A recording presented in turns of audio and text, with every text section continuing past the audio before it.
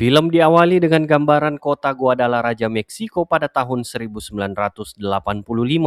Pemerintah terpaksa mengerahkan pasukan militer untuk berperang melawan jaringan narkoba yang telah merenggut lebih dari 500.000 nyawa. Di tengah kekacauan itu kita diperkenalkan dengan tokoh utama di film ini yang ditangkap oleh kepolisian Meksiko, bernama Kiki Camarena.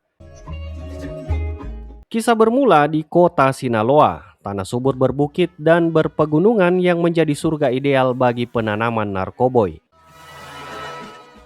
Disinilah seorang pria tua bernama Ernesto, salah satu pemimpin kartel, membimbing anak didiknya yang bernama Rafa, seorang pemuda yang kini mengembangkan tanaman narkoboy di rumah kacanya sendiri. Namun ketenangan itu terusik ketika pasukan Angkatan Darat Meksiko menyerbu lokasi tersebut dalam rangka Operasi Kondor, sebuah operasi besar pemerintah pusat untuk memberantas ladang narkoboy.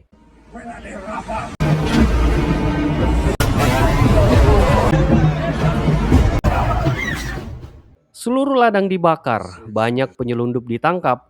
Sementara itu Rafa melarikan diri dan bersembunyi di dalam sebuah gereja bersama puluhan warga sipil Sinaloa lainnya. Tentara yang telah mengepung gereja mengancam akan membantai semua orang di dalamnya bila Rafa tidak menyerahkan diri. Di saat krisis itu datanglah seorang polisi bernama Miguel dengan dalih menangkap Rafa agar tidak ada korban sipil. Miguel masuk ke dalam gereja memaksa Rafa menunjukkan lokasi ladang yang belum pernah dibakar dan meminta izin kepada komandannya untuk membawanya ke markas, seolah-olah sebagai tahanan.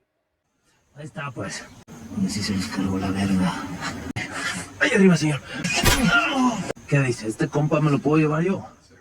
Di perjalanan yang Miguel saksikan, hanya kehancuran kota dan asap tebal membumbung tinggi, di mana ladang narkoboy pun habis dibakar. Di saat Miguel tiba di rumahnya, ia pun terkejut karena seisi rumah telah porak-poranda. Begitupun rumah kaca tempat Rafa menanam narkoboynya. Tak lama Miguel pun membuka sebuah pintu ruang bawah tanahnya, yang mana di sana terlihat Maria, istri dari Rafa, juga anak-anaknya. Terungkap bahwa Rafa ini sebenarnya adalah adik kandung Miguel sendiri. Jadi aksi penangkapan sebelumnya hanyalah sebuah sandiwara demi membebaskan adiknya. Di sisi lain, stok narkoboy pun telah berhasil diselamatkan di tempat persembunyian tersebut.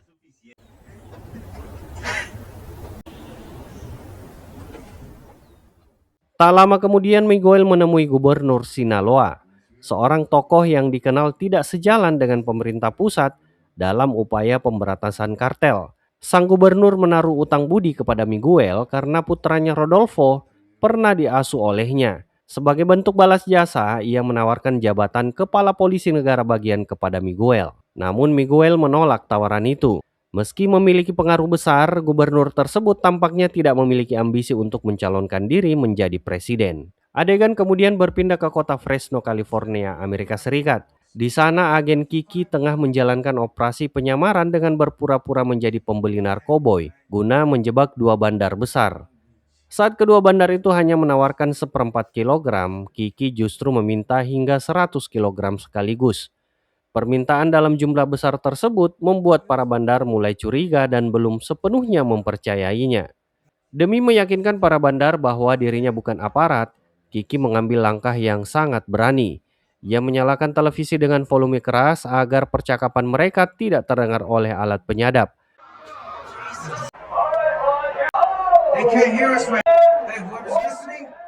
Lalu menyerahkan pistol miliknya sendiri sambil mempersilahkan mereka menembaknya jika masih curiga.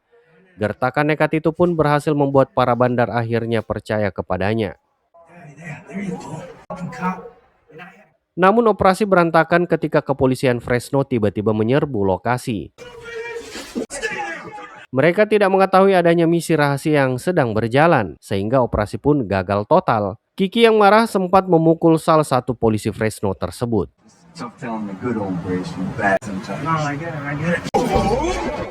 Setelah dipanggil atasannya, Kiki mengajukan keinginan untuk dipindah tugaskan ke Miami. Namun atasannya lebih memilih rekan lain untuk posisi itu. Kiki lalu pulang dan memberitahu istrinya Isabella bahwa ia berniat mengajukan diri untuk ditugaskan di Guadalajara, Meksiko. Karena jika tetap bertahan di kota ini, karirnya akan tamat. Di tempat lain, para petinggi kartel Sinaloa mengadakan pertemuan tertutup. Pemimpin tertinggi mereka adalah Pedro Aviles, didampingi oleh salah satu anak buah kepercayaannya bernama Donato, sosok berkumis tebal yang berpengaruh. Akibat tekanan operasi pemerintah, kartel mulai kehilangan pendapatan secara signifikan. Disinilah seorang anggota yang masih relatif muda bernama Miguel mengajukan gagasannya untuk pindah ke wilayah yang jauh dari jangkauan aparat, yaitu Guadalajara, untuk membangun kembali kerajaan bisnis narkoboy mereka dari nol. Hacer el negocio para otro lado. Donato yang mendengarnya langsung meremehkan usulan itu. Alasannya, Guadalajara masih berada di bawah kendali keluarga Naranjo bersaudara, kartel kuat yang tidak bisa dipandang sebelah mata. Namun Miguel berargumen bahwa justru karena Pedro dikenal dengan julukan El Leon de Sinaloa atau Singa Sinaloa, para penguasa lokal seharusnya bersedia menerima tawaran kerjasama itu. Pedro pun menyetujui rencana tersebut, namun dengan syarat Miguel harus berangkat sendiri untuk menyampaikan proposalnya secara langsung.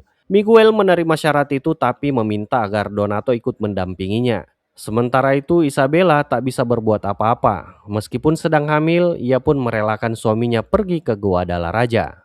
Singkat cerita, Miguel pun berangkat ke Guadalajara ditemani adiknya Rafa dan Donato. Sepanjang perjalanan, Donato terus meremehkan rencana Miguel ini. Sesampainya di kota, Rafa terlebih dahulu turun di sebuah kampus. Ia menemui seorang dosen geologi, sementara Miguel dan Donato memesan kamar hotel. Más terminas te vas a... Tak lama kemudian, salah satu dari Naranjo bersaudara, penguasa kartel setempat, datang menemui mereka. Miguel kemudian memaparkan proposalnya, yaitu membangun kerjasama bisnis narkoboy di kota tersebut dengan pembagian keuntungan 50-50. Namun seperti yang sudah diperkirakan Donato, keluarga Naranjo menolak mentah-mentah tawaran itu dan mengusir mereka dari wilayah kekuasaannya. Namun di luar dugaan, Miguel justru mengeluarkan senjatanya dan menembak mati Naranjo saat itu juga. Donato yang tak ingin ditangkap polisi korup maupun dihabisi oleh keluarga Naranjo, memilih segera meninggalkan tempat tersebut. Tak lama kemudian Rafa menunjukkan sebuah peta kepada dosen geologi yang mereka temui, menandai satu lokasi yang dinilai sangat ideal untuk dijadikan lahan perkebunan ganjo. Di sisi lain kota, Kiki baru saja tiba di konsulat Amerika Serikat di Guadalajara. Ia menemui atasannya yang bernama Jaime, yang menilai Kiki sangat cocok untuk tugas di Meksiko. Warna kulitnya serupa dengan orang Meksiko setempat, ideal untuk penyamaran. Ditambah lagi nenek Kiki memang berasal dari kota itu. Jaime menjelaskan bahwa misi mereka di sini sederhana namun krusial, yaitu mengumpulkan data dan informasi intelijen yang kemudian dikirimkan kepada agen-agen di wilayah utara. Sementara Miguel dan Rafa masih menunggu di hotel. Tim DFS atau Direktorat Keamanan Federasi Meksiko tiba-tiba datang menangkap mereka. Donato pun berhasil diciduk saat mencoba melarikan diri. Dalam perjalanan bersama aparat DFS, Miguel memanfaatkan situasi dengan bercerita bahwa ia mengenal seseorang yang bersaudara dengan seorang polisi berpengaruh berjuluk El Azul. Para aparat terkejut karena yang dimaksud Miguel ternyata adalah komandan mereka sendiri. Miguel lantas meminta dipertemukan dengannya. Lo llevé ahí merito donde empieza el desierto. Di sebuah bar yang dipenuhi aparat Meksiko, Kiki berkenalan dengan seorang polisi bernama Semi dari kepolisian Guadalajara. Di meja lain duduk perwakilan dari berbagai institusi keamanan. Polisi Guadalajara, polisi Jalisco, aparat federal, serta dua figur penting, Komandan Rojas dan Komandan Mendes. Miguel lalu menemui sang komandan DFS yang dijuluki El Azul. Ia langsung menunjukkan sampel ganjoy unggulan milik Rafa, produk premium yang bebas dari batang dan biji, sehingga mudah dan nyaman untuk dikonsumsi. Miguel pun menawarkan kerjasama bisnis dengan keuntungan besar. Tak disangka suasana jadi keos ketika Naranjo tiba-tiba datang dan emosi. Ia ingin membalas dendam atas kematian saudaranya. Tanpa banyak bicara, El Azul justru menembak mati Naranjo di tempat. Tanda ia menerima tawaran bisnis dari Miguel. Di lain sisi, Donato yang sebelumnya menolak berdiri di pihak Miguel, kini berbalik mendukungnya, itu karena ia tidak mau mati sia-sia di tangan komandan DFS yang berbahaya itu. Dari dalam toilet, Kiki yang diam-diam mengamati semuanya, Ia pun berbisik kepada Jaime dan mengatakan di sepatu El Azul ada darah.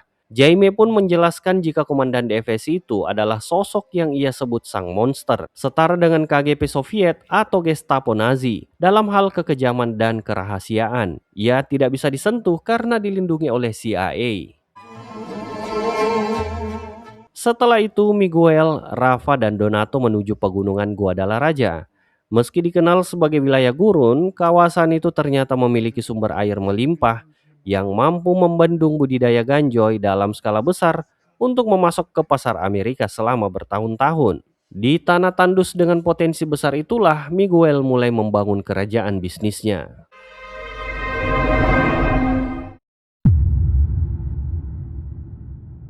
Cerita dibuka dengan operasi penyergapan yang dilakukan oleh tim gabungan DEI dan kepolisian terhadap sebuah gudang penyimpanan narkoboy. Dalam penggerebekan tersebut, petugas berhasil menemukan 125 kg narkoboy. Sementara para penjaga gudang hampir tidak memberikan perlawanan yang berarti.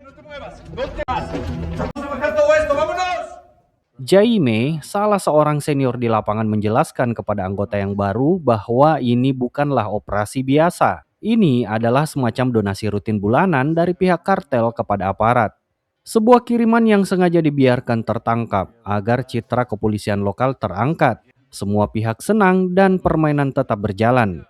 Anggota baru pun mulai memahami bahwa disinilah sesungguhnya permainan kotor antara kartel dan pejabat pemerintah berlangsung.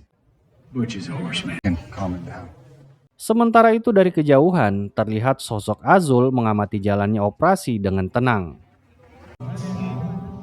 Di lokasi yang sama, tim menemukan jenazah Naranjo, penguasa wilayah Guadalajara. Kiki sontak bertanya apakah kematian Naranjo berkaitan dengan perebutan wilayah. Jaime mengiyakan, menurutnya hierarki kekuatan di sini memang tidak pernah jelas. Para penguasa narkoba akan saling membunuh demi memperebutkan kendali atas wilayah. Sorry, bud. Ain't like you could have rode her home.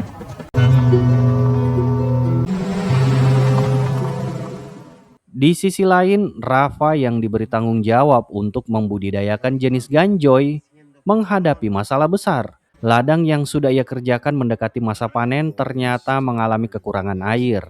Kemarahan anak buahnya memuncak hingga salah seorang dari mereka melemparkan granat ke ladang tersebut. Kabar buruk ini sampai ke telinga Miguel yang berambisi membangun kerajaan narkoba terbesar di Meksiko. Miguel tidak mau tahu, ia memerintahkan Rafa untuk mencari jalan keluar apapun caranya. Sementara itu Donato memperkenalkan keponakannya bernama Amado, seorang pilot, kepada lingkaran dalam kartel. Di tempat lain, Kiki yang sedang mengantar istrinya secara tidak sengaja, ia melihat Azul di sekitar sebuah gudang.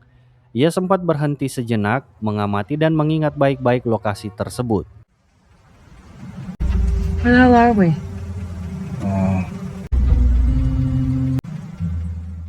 Karena usahanya gagal, Rafa yang murka mendatangi kampus untuk menemui sang ahli geologi yang tengah mengisi kuliah. Kamera sejenak beralih ke salah seorang mahasiswi cantik di dalam ruangan itu yang bernama Sofia. Di sana Rafa tak bisa menyembunyikan amarahnya. Lokasi yang disarankan sang dosen ternyata meleset dan kini seluruh proyeknya terancam. Malam harinya Kiki diam-diam kembali ke gudang yang ia curigai untuk mengintainya dari kejauhan. Kisah beralih ke wilayah Ojinaga. Di sana Miguel mengadakan pertemuan rahasia dengan Pablo Acosta, salah satu penguasa kartel di Meksiko. Miguel menyampaikan gagasan andalannya, yakni menyatukan seluruh kartel Meksiko dalam satu meja, membentuk sebuah organisasi terstruktur yang saling menguntungkan.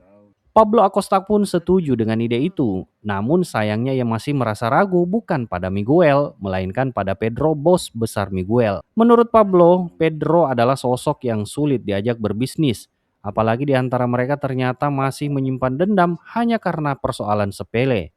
Miguel pun meyakinkan Pablo bahwa gagasan ini justru berasal dari dirinya sendiri, bukan dari Pedro, karena ia ingin maju bersama.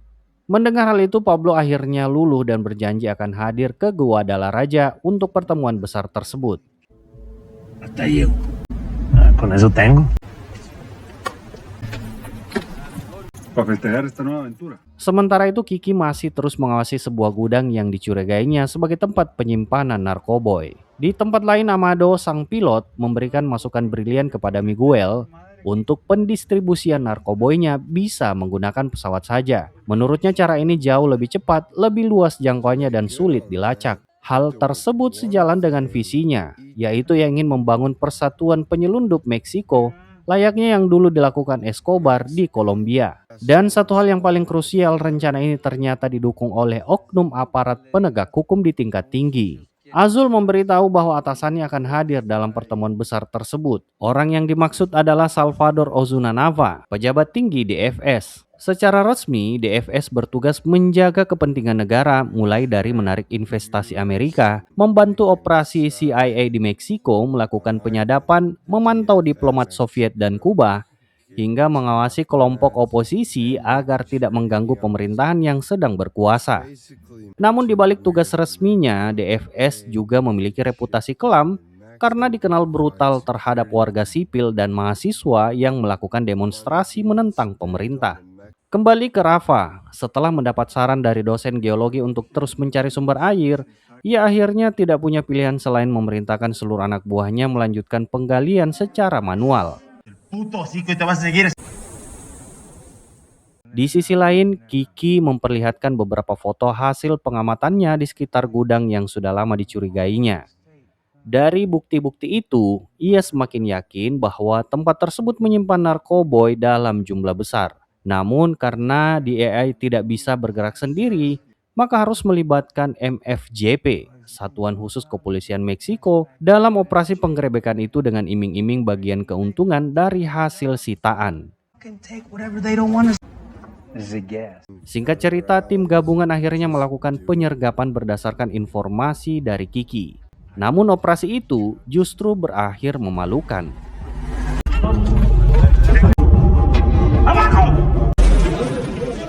Setelah truk yang dicurigai diperiksa, isinya ternyata hanya tumpukan pipa paralon, bukan narkoboy seperti yang diperkirakan. Akibat kegagalan itu, Kiki dan tim DEA menjadi bahan ejekan polisi Meksiko. Let's go. Di tempat lain, Rafa yang berusaha mencari sumber air mengalami masalah di mana mesin bor yang ia gunakan rusak. Jadi mau tidak mau, ia pun terpaksa memakai cara manual menggali dengan alat seadanya.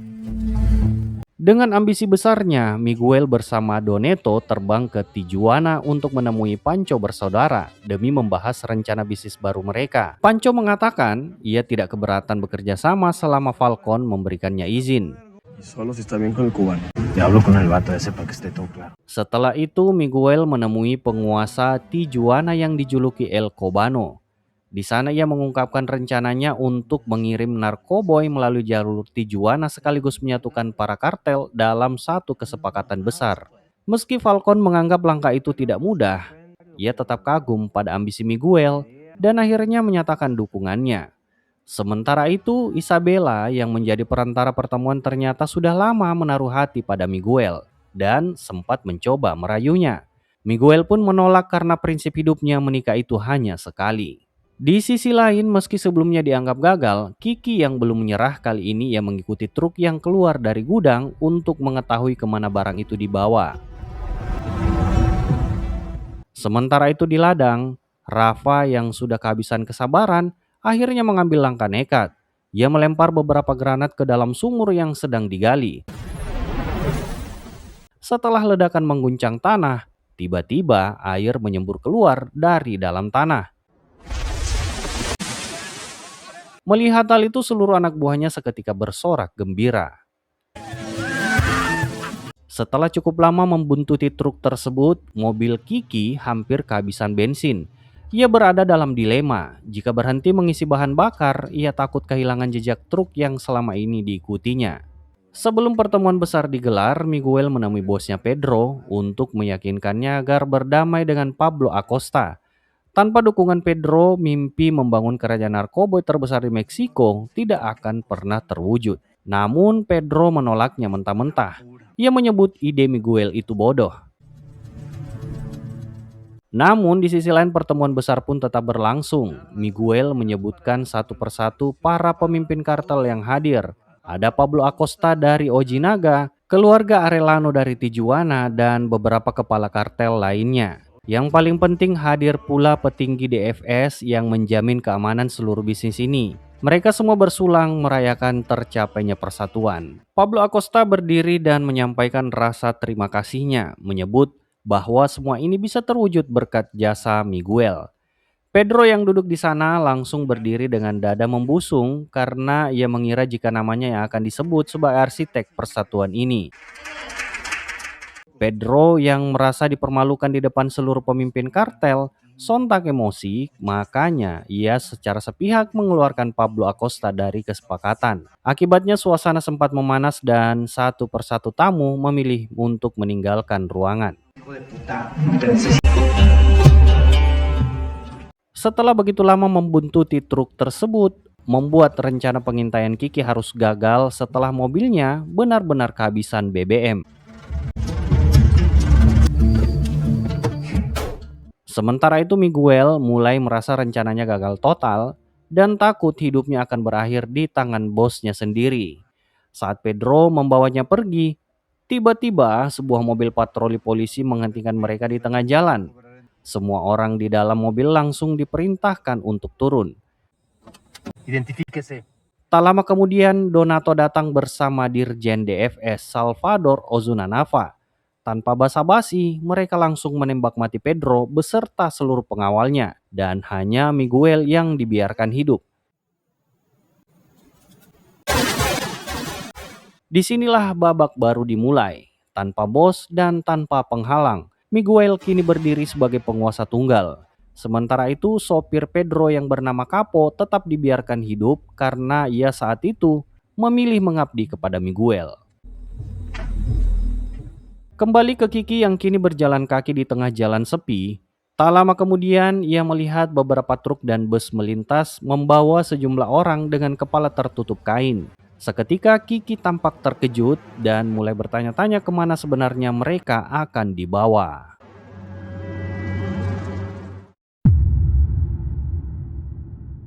Keberhasilan panen narkoboy membuat hidup Rafa berubah drastis. Ia kini hidup bergelimang harta dan bahkan membeli rumah mewah sebagai simbol kesuksesannya. Pues creo que ya nos estamos entendiendo. Con tanto terreno y la privacidad. Teman-temannya yang ikut merayakan sampai bercanda dengan memacu motor di dalam rumah itu. Sementara itu keuntungan terbesar justru juga ikut dinikmati Miguel dan Doneto. Berkat strategi mereka, jaringan kartel yang sebelumnya terpisah kini berhasil disatukan dalam satu kekuatan besar, menjadikan bisnis narkoboy di Meksiko semakin terorganisir. We're talking over to manage actually open accounts in the States. So much money that... Berbanding terbalik dengan para kartel, tim DEI tetap fokus menjalankan tugas mereka. Untuk memperdalam penyelidikan, mereka mengajukan operasi pengawasan udara guna memantau aktivitas mencurigakan di wilayah Meksiko. Setelah berbulan-bulan menunggu hasil pengintaian udara, tim DEI tetap tidak menemukan tanda-tanda keberadaan ladang ganjoy. Kiki mulai merasa mereka sengaja diarahkan ke lokasi kosong untuk mengelabui penyelidikan. We didn't find anything. It's either broken or bought and paid for by whoever's running this. You have a plan for reversing decades? Sementara itu muncul sosok Rodolfo, putra gubernur Sinaloa bernama Kelis. Sejak muda Rodolfo sudah dekat dengan Miguel karena pernah diasuh olehnya saat Miguel masih bekerja sebagai pengawal pribadi sang gubernur. Bahkan lewat hubungan itu, Celis sempat mengenalkan Miguel kepada 3 gubernur lain yang memiliki pengaruh besar. Di hotel milik Miguel ini, Rodolfo berencana akan melangsungkan pernikahannya. Namun di balik kemewahan dan kesuksesan yang diraih, tekanan terhadap Miguel juga semakin besar.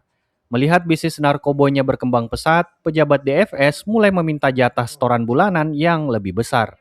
Karena permintaan tambahan uang dari DFS tidak dipenuhi, mereka memberi peringatan keras dengan membunuh Beto, salah satu tokoh penting dari kelompok Arellano bersaudara.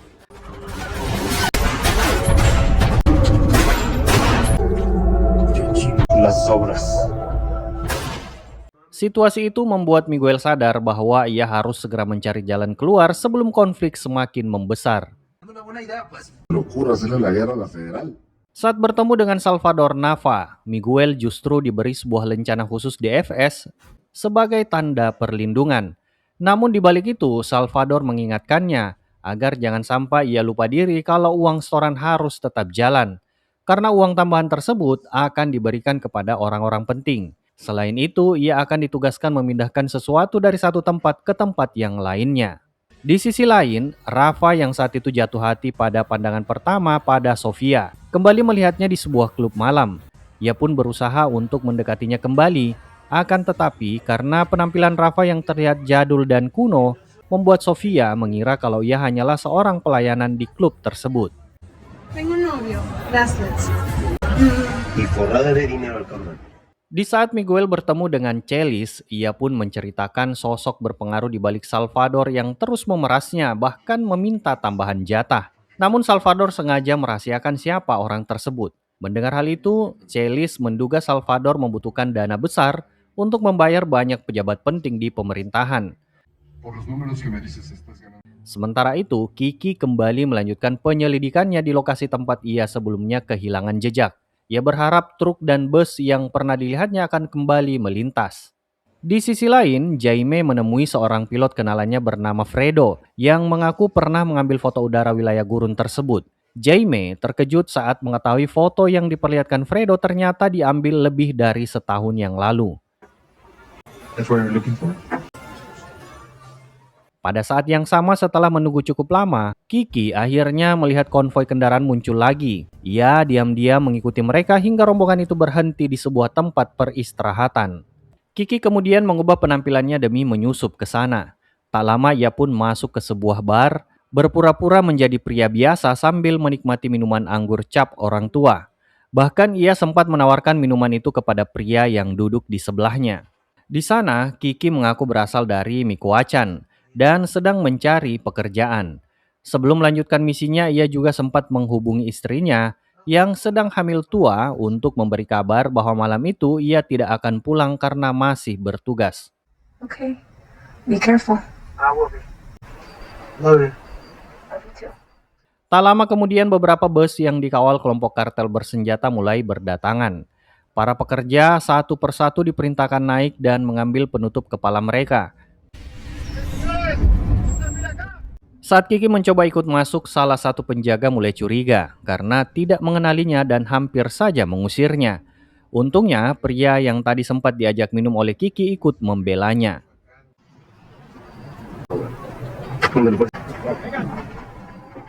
Sesampainya di lokasi, Kiki pun dibuat terkejut oleh pemandangan di depannya. Terlihat hamparan ladang ganjoy membentang sangat luas sejauh mata memandang.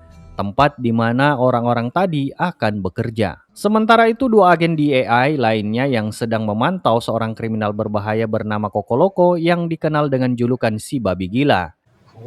Cochiloco. Di sisi lain, Jamie menghubungi atasannya Ed untuk melaporkan bahwa foto udara yang digunakan selama ini ternyata sudah diambil sejak setahun lalu dan tidak lagi bisa dipercaya. Namun, Ed menjelaskan bahwa pemerintah Meksiko dan pihak Kementerian Luar Negeri Amerika sengaja memilih untuk tidak mempermasalahkannya demi menjaga hubungan kedua negara tetap stabil. Menurutnya, selama Amerika masih dianggap sebagai tamu di Meksiko, mereka tidak ingin ada tindakan yang bisa mengganggu situasi tersebut. We're guests down here. Kembali ke Kiki yang masih sulit percaya dengan apa yang dilihatnya di ladang ganjoy raksasa itu.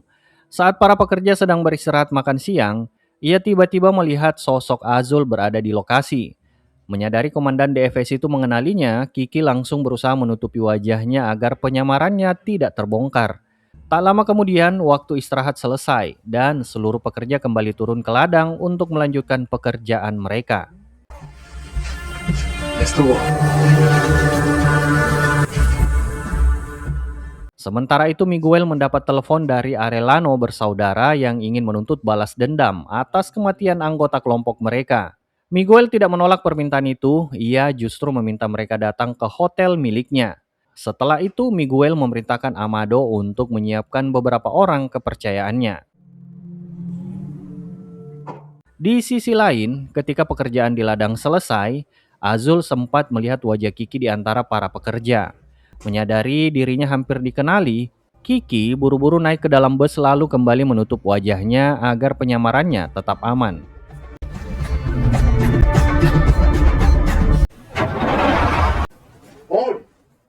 Pada malam resepsi pernikahan yang digelar di hotel milik Miguel, dua agen DEA melihat Coco Loco datang ke acara tersebut. Demi melanjutkan pengawasan, mereka pun menyamar agar bisa masuk ke dalam pesta. Di tengah kemeriahan acara, Sofia terlihat hadir bersama kedua orang tuanya. Ia tampak tersenyum saat melihat Rafa datang dengan penampilan mencolok yang terinspirasi gaya Elvis Presley. Sementara itu, Kiki akhirnya pulang setelah menyusup ke ladang ganjoy tersebut. Saat menghubungi kantornya, ia mendapat kabar bahwa istrinya sudah dibawa ke rumah sakit karena hendak melahirkan. Di sisi lain, Arellano bersaudara datang ke hotel milik Miguel dengan penuh amarah. Untuk itu, Miguel langsung mempertemukan mereka dengan Salvador. Usted iba a recibir un dinero. Pada saat yang sama, sekelompok pembunuh bayaran yang sebelumnya diperintahkan Salvador justru dijebak oleh anak buah Miguel yang dipimpin Amado. Pemimpin kelompok itu dipukuli habis-habisan sebelum akhirnya dimasukkan ke dalam bagasi mobil. Tindakan ini sengaja dilakukan Miguel sebagai cara menyelesaikan konflik sekaligus memberi peringatan kepada Salvador agar ia bisa berhenti memerasnya. Miguel kemudian memberikan sambutan sekaligus doa bagi kedua mempelai. Setelahnya, Celis berbicara dan memuji Miguel. Ia mengatakan Miguel seperti ayah baptis bagi putranya sejak masa ketika Miguel masih menjadi pengawal pribadinya. Celis juga mengaku bangga melihat perjalanan Miguel hingga berhasil mencapai posisi seperti sekarang. Di tengah acara, dua agen DEA yang menyamar diam-diam mengambil foto para tamu yang hadir untuk mengumpulkan informasi. Di tengah pesta, Rafa akhirnya berhasil menarik perhatian Sofia dan mulai memenangkan hati wanita itu. Sementara itu, Miguel dibuat terkejut ketika Celis tiba-tiba minta bagian uang suap sebesar $200.000. Padahal selama ini Miguel sudah menganggap gubernur tersebut seperti ayahnya sendiri.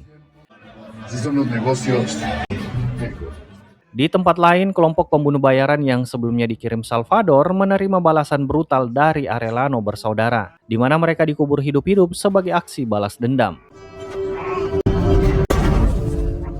Di sisi lain, Kiki akhirnya bisa bernafas lega setelah mendapat kabar bahwa proses persalinan istrinya berjalan lancar dan bayinya lahir dengan selamat.